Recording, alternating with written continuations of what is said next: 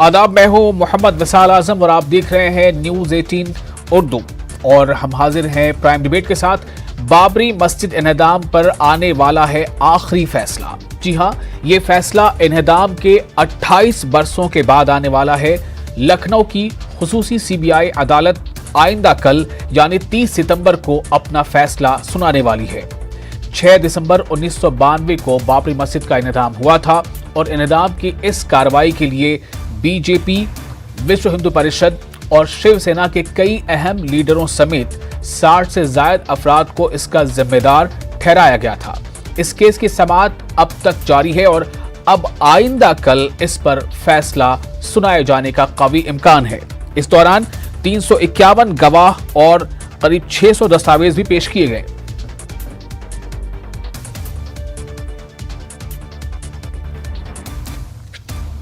तो एक लंबे सफर के बाद और काफी तवील अरसे के बाद बाबरी मस्जिद का जो इन्हदाम हुआ था, इस मामले में जो केस दर्ज किया गया था उसको लेकर ये तमाम समाअत अब ये माना जा रहा है कि मुकम्मल हो चुकी है और आइंदा कल इस बारे में फैसला सुनाया जाना है। इस मामले के तमाम जो कलीदी मुलजिम हैं उन तमाम को कोर्ट में हाजिर रहने को कहा गया है, लेकिन इस बीच ये खबर आ रही है कि लाल कृष्ण आडवाणी और मुरली मनोहर जोशी ये वीडियो कॉन्फ्रेंसिंग से ही शामिल होंगे। ये वहां खुद मौजूद नहीं रह पाएंगे, जबकि उमा भारती भी वहां हाजिरी नहीं दे पाएंगी, जैसी कि खबरें आ रही हैं कि वो कोरोना की वजह कर क्वारंटीन में है ऋषिकेश में। तो कुल मिलाकर यह है कि एक इंतजार है कि दरअसल अब इस फैसले का जो भी कुछ फैसला आना है उस फैसले की कितनी अहमियत रह गई है और ख़ास तौर से मुल्क के सालमियत के लिए, मुल्क में यकजहती के क़याम के लिए ये फ़ैसला कितना अहम हो सकता है या इसका कितना असर पड़ेगा। हमारे साथ एक अच्छा खासा पैनल मौजूद होगा। इसमें बातचीत के लिए हमारे साथ जुड़ेंगे तहसीन पूनावाला जो सियासी तज्ज़िया निगार हैं, हमारे साथ जुड़ेंगे राजीव जेटली बीजेपी तर्जमान, बल्कि आप जुड़ चुके हैं, आपका बहुत इस्तकबाल है राजीव जेटली जी। और इकबाल अंसारी साहब हमारे साथ मौजूद हैं, ये पार्टी है बाज़ाब्ता बाबरी केस में, और महेश कुमार मिश्रा जो रिटायर्ड डीआईजी यूपी हैं वो भी हमारे साथ इस पैनल में होंगे। सबसे पहले मैं आप इकबाल अंसारी साहब, आपको अगर मेरी आवाज़ मिल रही हो तो मैं आपसे ये पूछना चाह रहा हूँ कि कल जो फैसला आने वाला है जिसकी हम उम्मीद कर रहे हैं, उस फैसले की अहमियत अब कितनी रह गई है?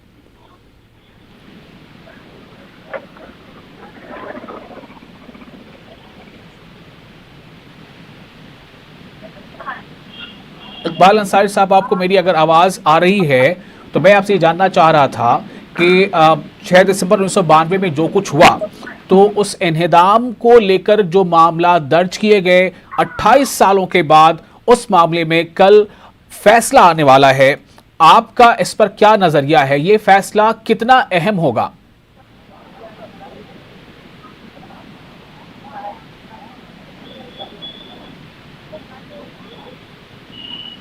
हेलो, इकबाल साहब को मेरी आवाज़ मिल पा रही है? हाँ, आवाज आपकी कट रही थी, हमारा नाम ही नहीं आ रहा था उसी दिन जो है। अच्छा, अभी अभी मिल रही है आपको मेरी आवाज़? हाँ, अब थोड़ा सा मिली जो है आवाज।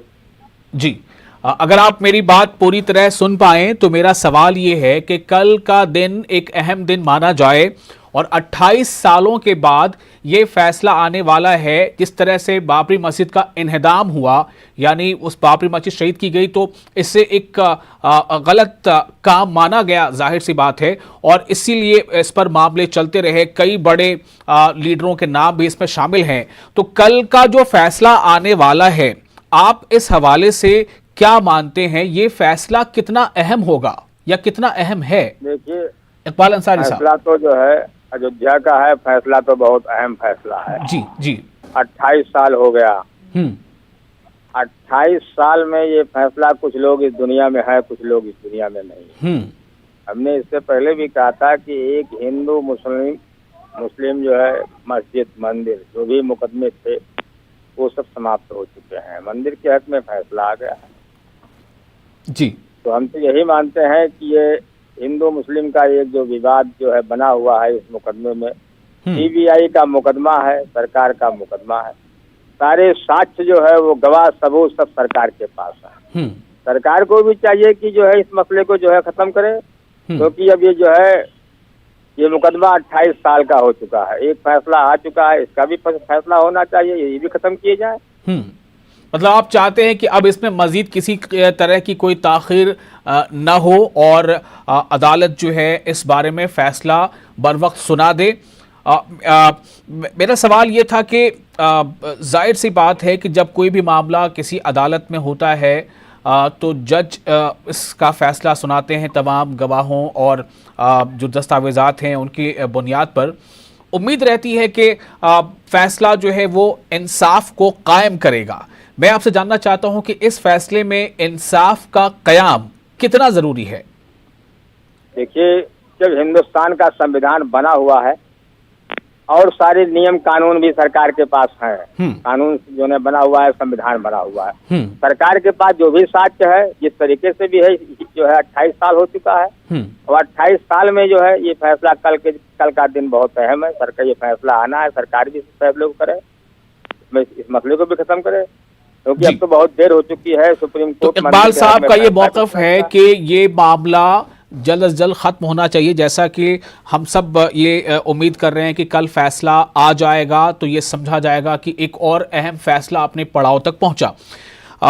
हमारे साथ मौजूद हैं राजीव जेटली जी, बीजेपी के तर्जुमान। राजीव जी, मैं आपसे ये जानना चाहूँगा कि इस फैसले में डिमोलिशन केस में जो बड़े बड़े नाम हैं उनका कई पार्टियों और कई तंजीमों से जुड़ाव है, मैं ये जानना चाहता हूं कि जब कोई मामला अदालत पहुंच जाता है तो इसका मतलब ही होता है कि अब अदालत से जो आवाज़ आएगी वो इंसाफ की आवाज़ आएगी। बेशक उम्मीद है कि फ़ैसला इंसाफ को और मज़ीद कायम करेगा, मजबूत करेगा। क्या इस फैसले से आप आगे कुछ ये देखते हैं कि इसका असर, इस फैसले की इम्पॉर्टेंस और इसका असर किस तरह से आप देखते हैं? राजीव जेटली।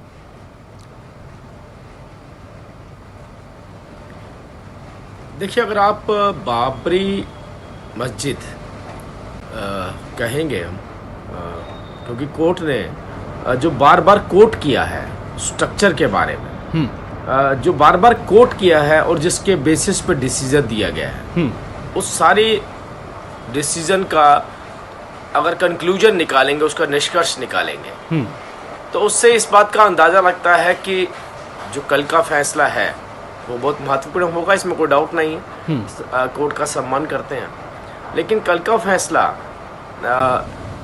अपेक्षाकृत उन लोगों के ऊपर इल्ज़ाम नहीं लगाता है जो इल्ज़ाम लगाए गए हैं। अगर ये बाबरी राम मंदिर का फैसला ना आता, राम मंदिर निर्माण के लिए फैसला ना आता, तो मुझे लगता है बहुत सारे प्रश्न उठते कि किस तरीके का फैसला आएगा, क्या सजा होगी, क्या बरी होंगे, या उनका कोई कसूर है या नहीं है। खैर ये तो कर पे डिपेंड करता है जी, लेकिन ये तब चर्चाएं की जा सकती थी। अब बहुत करीब से अगर आप देखें तो मुझे लगता नहीं कि अब कोई इतनी बड़ी चर्चा का विषय अभी रह गया है। फिर भी क्योंकि कोर्ट का निर्णय है तो मैं इसके ऊपर टिप्पणी नहीं करना चाहता। कल कोर्ट का डिसीजन आएगा तो उसके बाद ही ज़्यादा, जब आएगा तो तब बेहतर क्लियर होगा उसका कि उसका क्या डिसीजन आ रहा है, क्या डिसीजन आता है, इस पे मुनहसर करता है। तहसीन पूनावाला हमारे साथ मौजूद हैं। दो सवाल है, एक तो बार बार जहन में ये कोट आता है कि justice delayed is justice denied. दूसरी बात यह है कि एक ऐसा फैसला, एक ऐसा वाक़या जिसको तकरीबन 28 साल हो गए हैं, फैसला जो भी आए, जो लोग इसमें मुल्ज़िम बनाए गए हैं वो मुल्ज़िम से मतलब वो इस इल्ज़ाम से बरी होंगे या उन पर ये इल्ज़ाम साबित हो जाएगा, ये कल के फैसले से पता चलेगा। लेकिन मैं ये जानना चाहता हूँ तहसीन पूनावाला साहब कि इस फैसले की इम्पॉर्टेंस कितनी अब रह गई है और इंसाफ के हुसूल का जो रास्ता है वो इतना तवील खिंच गया, तो क्या इंसाफ से जो एक उम्मीद रहती है इंसाफ पे, उसमें कहीं कोई कमी आ जाएगी? अवंत, मैं आपके शो में शिरकत करने का मुझे मौका मिला, इसलिए मैं आपका शुक्रगुजार हूँ। जी शुक्रिया। मैं सबसे पहले तो राजीव जी को ये कहना चाहता हूँ कि प्रथम वो बहुत अच्छे डिबेटर है, लेकिन अगर उन्होंने इस जो बाबरी मस्जिद को शहीद किया गया और जो राम मंदिर को वहां पर कंस्ट्रक्ट करने का, निर्माण करने का जो जजमेंट है उसको पढ़ा है गहराई से और आप मुझे फैक्ट चेक कर सकते हैं क्योंकि मैं न्यूज़ 18 के आपके इंग्लिश वेबसाइट से ले रहा हूं, वो जजमेंट ये कहता है कि वहां पर एक मस्जिद थी, एक मस्जिद जहां पर नमाज अदा कर रही थी। ये माननीय सुप्रीम कोर्ट ने कहा है, जस्टिस गोगोई के बेंच ने कहा है, 5 जज ने कहा है। तो सबसे पहली बात आपको उस जजमेंट को पढ़िए, कहते कि वहां पे एक मस्जिद थी, मस्जिद को शहीद किया गया। दूसरा वो कहता है कि वहां पर नमाज पढ़ी जा रही थी, उसके बावजूद उन्होंने वहां पर वो जमीन मंदिर के लिए दिया और मुसलमानों ने उस फैसले को माना, और बिल्कुल माना क्योंकि सुप्रीम कोर्ट सबसे ऊपर है। दूसरी चीज जो आप कहते हो कि क्या इस फैसले का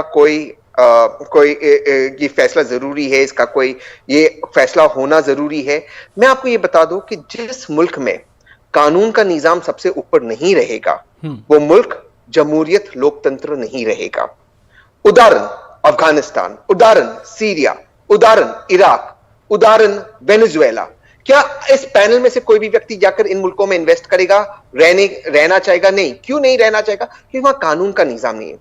justice delayed is justice denied, बिल्कुल सही, लेकिन इंसाफ तो मिलना चाहिए।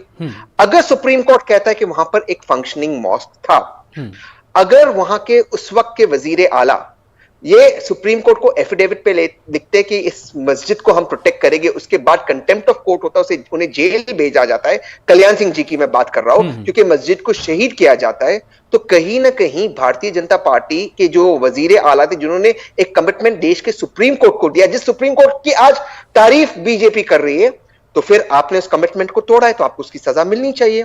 तो मेरा ये कहना है कि यहां पर अब मंदिर बनेगा, इस फैसले को सबने मान लिया है, लेकिन जिन लोगों ने वो हरकत की कि एक स्ट्रक्चर को, एक मस्जिद के स्ट्रक्चर को शहीद किया, उनको कड़ी से कड़ी सजा मिलनी चाहिए और मिलेगी, ऐसा मैं उम्मीद रखता हूं।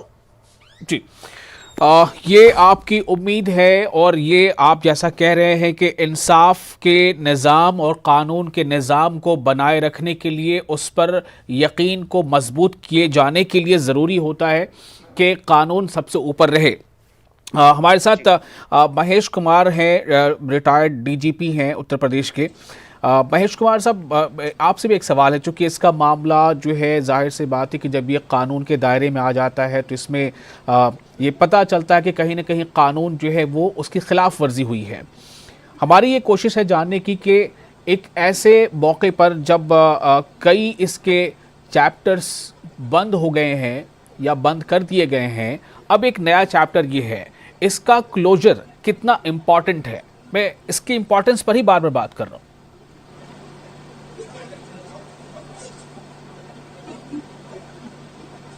ऐसा है कि Babri demolition was a different act and the Supreme Court verdict as far as the land of the disputed land is concerned, that's a different.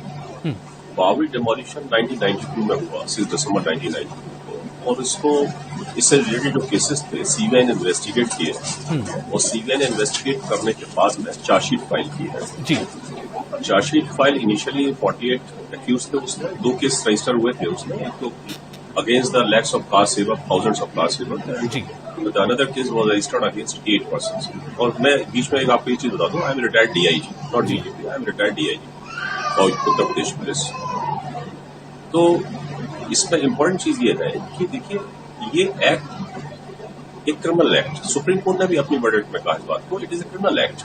जी, इसको आप उससे जोड़ नहीं सकते, इसको it's a different story. Demolition of Babri is a different story, is a different act, और ये it's a criminal act. तो इसकी इन्वेस्टिगेशन हुआ, चार्जशीट फाइल हुई, अब इस केस में वर्डिक्ट आना है कल इसमें वर्डिक्ट आएगा, और सारे एक्यूज को कहा गया कि 48 एक्यूज थे, उसमें 16 की डेथ हो चुकी है और 32 रह चुके हैं 32, तो उनको कल कहा है कोर्ट में कि प्रेजेंट रहे आप कोर्ट में, जिसमें कि लीडिंग पॉलिटिशियंस भी like L Advani, Murlidhar Joshi, Uma Bharati, Sadhvi Pitambara, chief minister, former chief minister Kalyan Singh, उनको कहा गया कि वो कल कोर्ट में मौजूद है। तो मेरा अपना मानना ये है कि देखिए, यदि किसी क्रिमिनल केस का इन्वेस्टिगेशन होता है, चार्जशीट लगती है और ट्रायल होता है, तो ये पूरा प्रोसीजर है, this is procedure established by law, और इसमें लॉ का सुप्रीमेसी ऑफ लॉ जो है, जो कानून सबसे ऊपर है, it is above the person. कानून से ऊपर कोई नहीं है, कॉन्स्टिट्यूशन से ऊपर कोई नहीं है, संविधान हमारा जो है, द कॉन्स्टिट्यूशन जो है हमारा सुप्रीम लॉ है, जितने भी ऑर्गन्स है स्टेट के, चाहे वो एग्जीक्यूटिव हो, जुडिशरी हो, लेजिस्लेचर हो, ये सब उसी के तहत काम करते हैं। उसी के जो गाइडलाइंस हैं और जो पावर्स दी गई हैं इनको, उसी के तहत ये काम करते हैं, और with in those limitations also. ये नहीं कि वो ट्रांसग्रेस करें कि एग्जीक्यूटिव कहीं चली जाए, एग्जीक्यूटिव लेजिस्लेटिव पावर को करने लगे। तो मेरा अपना मानना ये है कि इस केस में ये कल अहम फैसला आने वाला है, और हमारा अपना मानना ये है कि इस केस की जो इम्पोर्टेंस है वो ये है कि भाई और केसेस में, क्रिमिनल केसेस में सजाएं होती हैं, एक्विटल भी होते हैं, मैं ये नहीं कहता, एक्विटल भी होते हैं जी, लेकिन it is important in the eyes of law. वो इस वजह से इम्पोर्टेंट है क्योंकि देखिए, इसके आफ्टर बाबरी डिमोलिशन एक पूरे हिंदुस्तान के अंदर एक वाइड स्प्रेड वायलेंस हुआ, वाइड स्प्रेड, और कम्युनिटीज के बीच में एक ऐसी दरार पड़ी जी, वो दरार जो आज तक नजर आती है, आज तक टिल टुडे, वो दरार कमजोर नहीं, दरार मजबूत जरूर हो गई है लेकिन कमजोर नहीं हुई दरार दो कम्युनिटी के बीच में। तो जो element of hatred among the communities इस एक्ट से फैला और इस एक्ट ने उसको ताकत दी, तो ये बड़ा इंपॉर्टेंट है। अब देखिए, let us wait for the tomorrow, हम कल के लिए इंतजार करें जी उसका। और लेकिन मेरा मानना यह है कि rule of law should prevail जी in any criminal case. Rule of law must prevail. Rule of law must prevail. इसी की वकालत लगभग अभी तमाम जो हमारे पैनलिस्ट हैं वो कर रहे हैं। एक और अहम सवाल यहाँ पर है, राजीव जी मैं आपके पास आता हूँ थोड़ी देर में। तहसीन पूनावाला, मेरा सवाल आपसे ये है कि rule of law must prevail, आपने भी यही बात कही थी। अभी रिटायर्ड डीजीपी साहब हमारे साथ हैं, डीआईजी साहब, वो भी ये बात कह रहे हैं, महेश कुमार मिश्रा जी। तो एक सवाल ये पैदा होता है कि अगर कोई एक्ट, जो क्रिमिनल एक्ट सुप्रीम कोर्ट ने जिसको मान लिया, तो अगर उसकी मतलब उसकी एक शुरुआत है, उसका एक इख्तिताम है, अगर वो कानून के रास्ते से जा रहा है तो क्या आपको लग रहा है कि अगर की बात कर रहा हूँ, अगर ये सज़ा की तरफ ये फैसला बढ़ता है तो ये मुल्क के लिए, मुल्क में अब कानून के निज़ाम की बालादस्ती के लिए ये बेहतर है, या अगर नतीजा कुछ दूसरी तरफ जाता है तो कानून की बालादस्ती इसमें है? देखिए, एक गुरु है, उन्होंने एक इंटरव्यू में कहा कि अगर राम मंदिर का फैसला नहीं आएगा तो देश सीरिया के माफिक बन जाएगा। किसी भी मुसलमान पार्टी ने ये नहीं कहा, कभी भी नहीं कहा कि अगर फैसला हमारे खिलाफ आता है तो हम एजिटेट करेंगे। फैसला मुसलमानों के खिलाफ आया, सुप्रीम कोर्ट के सामने उन्होंने सर झुकाया, फैसले को माना, और उस दिन से लेकर आज तक एक पैसे का वायलेंस नहीं हुआ है, एक पैसे का प्रोटेस्ट नहीं हुआ है। उस फैसले को सभी ने माना है। अब आते इस केस पे, और जो डीआईजी साहब कह रहे थे, रिटायर्ड डीआईजी साहब शर्मा साहब बिल्कुल सही कह रहे थे। जो सुप्रीम कोर्ट में मामला था वो एक सिविल डिस्प्यूट था। उस सिविल डिस्प्यूट में बार बार सुप्रीम कोर्ट कहता था, उसके पहले जो रिटायर्ड जस्टिस थे, जस्टिस गोगोई ने, उन्होंने जब एजी को कहा, मोदी जी के एजी को कहा कि आप इसमें रेजोल्यूशन लाए, कभी भी उन्होंने ये नहीं कहा ये क्रिमिनल बात है। वो कहते थे ये सिविल डिस्प्यूट है। ये मोदी जी का स्टैंड था, मोदी जी की सरकार का और सुप्रीम कोर्ट का, एक सिविल डिस्प्यूट है, 2-3 पार्टीज के बीच में एक जमीन का मामला था। लेकिन अगर वो सिविल डिस्प्यूट भी है, मान लो आप प्रॉपर्टी मेरी है और आप उस पर आपने कब्जा किया है, मुझे अधिकार नहीं है कि मैं आकर वहां पर एक क्रिमिनल एक्ट करूं। सिविल डिस्प्यूट सिविल कोर्ट में सॉल्व होगा और आप उसको सुप्रीम कोर्ट तक चैलेंज कर सकते हैं। लेकिन क्रिमिनल एक्ट एक टोटली अलग चीज है। और एक क्रिमिनल एक्ट हुआ, वो क्रिमिनल एक्ट के बारे में क्या कहा जाता है, मैं थोड़ा सा समझ लूंगा जी। बार बार बीजेपी के लोग कहते कि बाबरी आए थे, उन्होंने वहां पर एक राम मंदिर था, उस राम मंदिर को उन्होंने तोड़ दिया, इस बात को मान भी लेते हैं। तो जब बाबरी ने राम मंदिर तोड़ा, गलत था, लेकिन उस वक्त इस देश में आईन नहीं था, संविधान नहीं था, ये मुल्क एक कॉन्स्टिट्यूशनल जमहूरियत नहीं थी। गलत किया उसने, अगर वो सही है बात, लेकिन गलत किया उसने। लेकिन आपने जो किया, एक फंक्शनिंग मॉस्क को आपने जब शहीद किया, वो एक क्रिमिनल एक्ट था। जब इस देश में लोकतंत्र है, एक देश में जमहूरियत है, और आपने एफिडेविट पे सुप्रीम कोर्ट को ये कमिटमेंट दिया था कि आप इसे शहीद नहीं होने देंगे, टूटने नहीं देंगे। दूसरी बात, जैसे डीआईजी साहब ने कहा, ये बाबरी मस्जिद का शहीद होना ही अचानक से 6 दिसंबर को नहीं हुआ। इसके पहले आपने रथ यात्रा की सारे मुल्क में, आपने जहर फैलाया इस मुल्क में, आपने इस मुल्क में डिवीजन किया है, वो डिवीजन जो आज तक नहीं बना, कितने लोग मरे जी। और मैं आपसे एक सवाल पूछते अपनी बात खत्म करता हूं कि जो लोग मरे हैं, चाहे हिंदू भाई हो मुसलमान भाई हो, इनमें से एक भी नेता का भाई बेटा मरा है?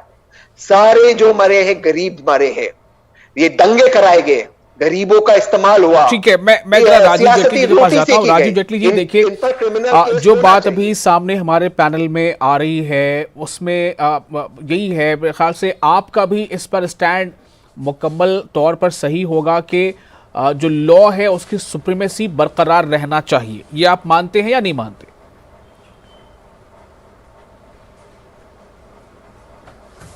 देखिए, पहले तो मैं एक बात स्पष्ट करना चाहता हूं कि जब ये कानूनी लड़ाई लड़ी जा रही थी, सबको मौका मिला था, बड़े बड़े एक्सपर्ट उसमें बाबरी मस्जिद की तरफ से भी, भगवान राम मंदिर की तरफ से भी वहां मौजूद थे और अपने अपने तथ्य उन्होंने रखे थे, फैक्ट्स रखे थे। अगर कोई लगता है कमी रह गई थी तो ये ऑप्शन और लोगों के पास भी था और पूनावाला साहब के पास भी था कि ये भी उस लड़ाई में कूद सकते थे, ये तथ्य और फैक्ट रख सकते थे। खैर, आज उस बारे में चर्चा करने का कोई फायदा नहीं है क्योंकि वो कोर्ट का निर्णय है और कोर्ट का निर्णय सभी ने स्वीकार कर लिया है। दूसरी बात, जो निर्णय कल आना है वो जिस तरीके से उन्होंने बताया कि वो क्रिमिनल ऑफेंस है, तो ये वो बड़े लंबे वक्त से इस बात को सुना जा रहा है। मैंने आपको पहले बताया कि वो सिविल डिस्प्यूट जरूर था, मैं मानता हूं, लेकिन सिविल डिस्प्यूट के अंदर जो फैक्ट्स रखे गए, जिस बात की वो लड़ाई थी, वो लड़ाई भी इसी बात को लेकर के थी कि यहाँ पर किसी की आस्था इस जमीन से किसी की आस्था जुड़ी है और जिनकी आस्था जुड़ी है वो उन्हें मिलना चाहिए। कानूनी लड़ाई के बाद भी वो उनको मिला। तो अब वो लड़ाई जिस बात के लिए लड़ी जा रही थी, मुझे लगता है कि अगर उसको आधार बनाकर निर्णय लिया जाएगा, डिसीजन दिया जाएगा, तो वो डिसीजन उनके फेवर में आएगा। और फिर भी मैं कोई कमेंट नहीं करना चाहता कि क्या निर्णय आएगा, क्या डिसीजन आएगा, क्या नहीं आएगा। मैं फिर से एक बार महेश कुमार जी के पास जाऊंगा, उससे पहले इकबाल अंसारी साहब हमारे साथ फोन लाइन पे बने हुए हैं क्या? इकबाल अंसारी साहब, आपको मेरी आवाज मिल रही है? हाँ जी। मेरा सवाल ये, देखिए, जो अभी आप शायद सुन पा रहे होंगे, हमारे राजीव जेटली जी ने जो कुछ कहा है, महेश कुमार जी ने जो कहा, तहसीन पूनावाला ने जो कहा, क्या आप भी ये नहीं मानते कि हर सूरत में, हर हाल में कानून जो है वो सबसे ऊपर है, तो कानून की सुप्रीमेसी, कानून की बालादस्ती बने रहे? देखिए, हम इससे पहले भी कह चुके हैं, आज भी कह चुके हैं, जब 28 साल हो चुका है और सारे सबूत गवाह जो है वो सीबीआई के पास है, ठीक है, सरकार का मुकदमा है, सवाल अयोध्या का है, बाबरी विध्वंस का है। जी, हम तो इससे पहले भी कहे, आज भी कहते हैं कि इस मसले को भी खत्म किया जाए। नहीं, अब तो चूंकि खत्म किया जाए का मतलब यही है ना कि अब कोर्ट में फैसला आने वाला है, तो ऐसे ही उसको बस कागज हटा के खत्म तो नहीं कर सकते ना। आप जो कहना चाहते हैं, आप यही कहना चाह रहे हैं कि कोर्ट इसका फैसला जो है जल्द सुना दे, उसको लिंगर ना करे। फैसला सुनावे, फैसला भी सुनाना चाहिए, क्योंकि 28 साल हो रहा है, कितने उसमें जो है कितने लोग हैं, कितने लोग नहीं हैं। ठीक है, जो लोग हैं वो लोग बुजुर्ग भी हो चुके हैं। जी हाँ, बिल्कुल। महेश कुमार जी, मैं आपके पास एक सवाल लेकर ये आ रहा हूं कि क्या वाकई ये दोनों मामला इस तरह से इंटरलिंक्ड है कि वो सिग्रीगेट नहीं हो रहा है कानून की नजर में? इसके पहले जो मामला आया बालिकाना हक को लेकर और अब ये जो मामला है डिमोलिशन को लेकर, क्या ये दोनों अलग अलग मामले नहीं हैं? देखिए, दोनों मसले एक ही हैं। बाबरी मस्जिद तोड़ी गई, पूरी दुनिया जानती है। जी इकबाल साहब, मैंने ये सवाल महेश कुमार जी से किया है। जी महेश कुमार जी, पूरी दुनिया जो है, पूरी दुनिया देख रही है। जी, ये दोनों मसले अलग अलग, दोनों मसले अलग अलग हैं, दोनों मसले अलग अलग हैं। जी, दोनों मसले अलग अलग हैं, तो इसका मतलब ये हुआ कि अगर अलग अलग मसले हैं तो जैसा आपने बताया, देखिए, मैं ये मेरा जी हाँ, कैरी ऑन जी। वो जहां तक लैंड डिस्प्यूट का मामला है, that is a civil suit. Ansari साहब बीच में बोल रहे हैं, तो अंसारी साहब थोड़ा डिस्टर्ब कर रहे हैं। अंसारी साहब उसके कंप्लेनेंट रहे, वादी रहे हैं। इनके वालिद साहब थे, फिर ये आ गए। ठीक है, वो खत्म हो चुका, वो प्रकरण खत्म हो चुका, सिविल सूट का प्रकरण समाप्त हो चुका है। सुप्रीम कोर्ट ने कह दिया कि ठीक है साहब, ये लैंड आपकी और ये लैंड आपकी, इनको अलॉट कर दीजिए 5 एकड़, अपनी बॉस बनाएंगे, ये लैंड आप ले लीजिए, इस पर आप मंदिर कंस्ट्रक्शन करिए। that is over. Now, as far as the demolition of the Babri is concerned, that is a criminal case. Case was registered against these leaders. It was investigated by the CBI. Charge sheet was filed in the court of law, and trial went on. मुकदमा चला, मुकदमे की सुनवाई हुई, 600 documents पेश हुए, 351, 351 के आसपास विटनेसेस रिकॉर्ड हुए जी। तो एक प्रोसेस जो दिया हुआ है सीआरपीसी में, कानून के तहत वो चला और अपनी एक अंजाम तक पहुंचा मुकम्मल। अब इसमें जजमेंट आना है। अब कोर्ट, अब जजमेंट जो है वो कल आएगा जी। और जहां तक क्रिमिनल एक्ट का सवाल है तो इससे कोई चलिए, बहुत बहुत शुक्रिया आप तमाम मेहमानों का इस बहुत ही खास और संजीदा और हसास मौजू पर हमारा साथ देने के लिए। हमें इंतजार करना है, कानून अपनी बालादस्ती कायम रखना जरूरी है, कानून की बालादस्ती को, और कोर्ट का फैसला क्या आता है इसके लिए हम इंतजार करना है।